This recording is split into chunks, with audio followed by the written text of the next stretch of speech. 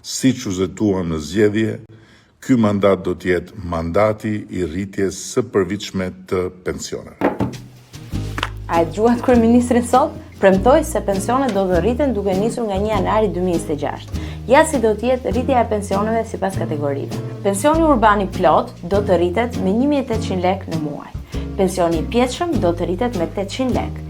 Pensioni i fshatit do të rritet me 1.000 lekë. Pensioni familjar do të rritet me 700 lekë. Por, si e presin pensionistët këtë premtim?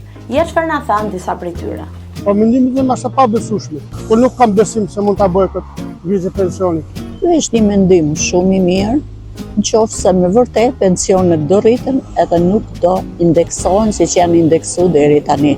Sepse unë kam 31 vjet punë edhe marr 200.000 lekë pension. 46 vjet kam punuar, i kam bërë sugrimin shoqëror 1 për 1, edhe puna të shkon bëri me 300.000 lekë pension.